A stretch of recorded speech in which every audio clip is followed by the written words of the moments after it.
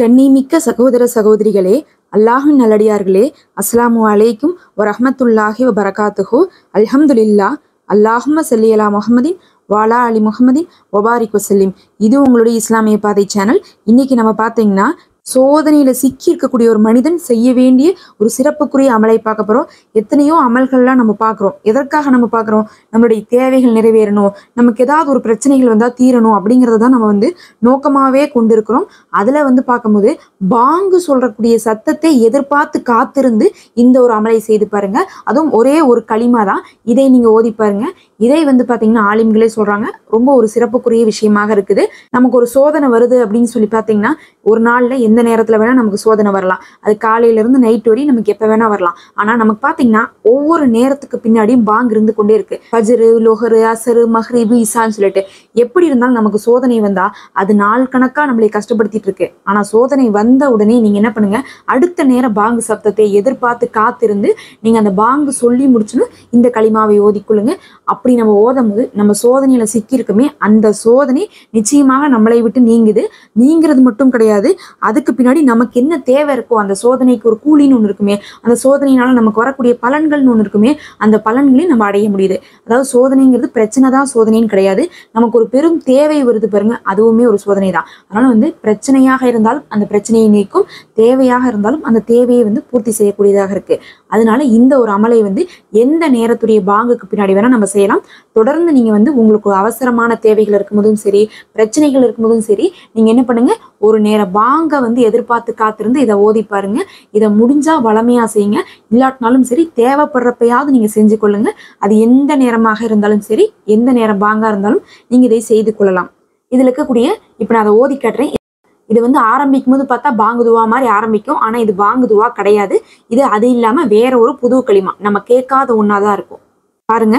அல்லாஹும்ம ரப்ப ஆதிஹி தஹ்வத்திஸ் ஷாதிகத்தில் முஸ்தஜாபிலஹா தஹ்வத்தில் ஹக்கி வ கலிமத்தி தக்வா அஹீனா அலைஹா வ அமித்னா அலைஹா வபு அஸ்னா அலைஹா வஜ் அல்னா மின் ஹியாரி அஹ்லிஹா அஹ்யா வ அம்வாத்தா. இதுக்கு அர்த்தம் என்ன தெரியுங்களா? யா அல்லாஹ், இந்த உண்மையான ஏற்றுக்கொள்ளப்படத்தக்க அழைப்பின் இரட்சகனே அப்படின்னு என்ன அர்த்தம்னா, இந்த உண்மையான பாங்கு இருக்கே, இதனுடைய அழைப்பு இருக்கே, அதனுடைய இரட்சகனான அல்லாஹ்வை நம்ம அழைக்கிறோம். அழைத்து இது சத்தியத்தின் அழைப்பு. இது எப்படிப்பட்ட அழைப்பு? இந்த பாங்கு எங்களை சத்தியத்தின் பக்கம் அழைக்குது. தொழுகை அப்படிங்கிறது பாத்தீங்கன்னா நமக்கு மார்க்கத்துல அடிப்படையாக இருக்கக்கூடிய விஷயம். தொழுகை அப்படிங்கிறது அல்லாஹ்வை மட்டுமே நம்ம வணங்கக்கூடியவர்கள் மட்டுமே செய்யக்கூடியதாக இருக்கு. அதனால இது சத்தியத்தின் அழைப்பு, இறையச்சத்தின் களிமா, அதாவது தக்வாவுடையவர்களுடைய களிமாவாக இது இருக்குதுன்னு சொல்றாங்க.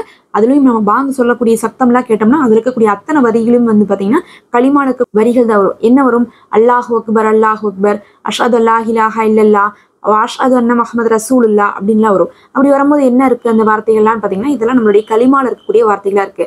அல்லாஹு மிகப்பெரியவன், வணக்கத்துக்குரியவன், அவனை தவிர வேறு யாரும் இல்லை, இன்னும் நபி ஸல்லல்லாஹு அலைஹி வஸல்லம் அவர்கள் அவனுடைய தூதராக இருக்கிறாங்க அப்படிங்கிறதை தான் நம்ம பாங்குல சொல்லி வாங்க தொழுகலாம் அப்படிங்கிறதை அழைப்பாங்க.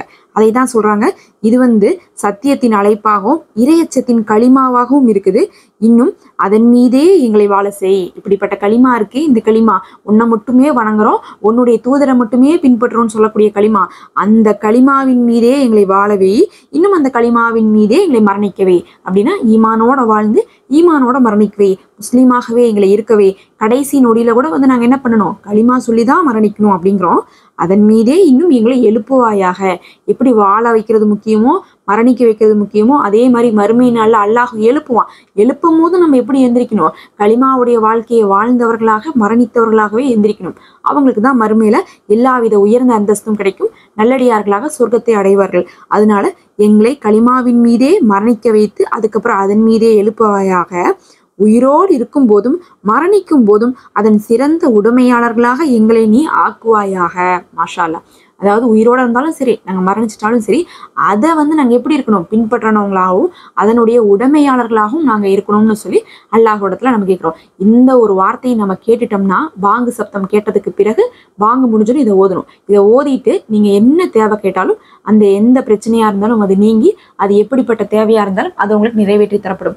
அது உங்களுக்கு அவசர தேவையா தான் இருக்கணும்னு அவசியம் இல்லை. நீண்ட நாளாக நிறைவேறாத தேவையை கூட நீங்க என்ன பண்ணலாம், அடுத்த நேரம் பாங்கு சப்தத்துக்காக காத்துருங்க. இப்ப நீங்க எந்த நேரத்துல இந்த வீடியோ கேட்குறீங்கன்னு எனக்கு தெரியாது.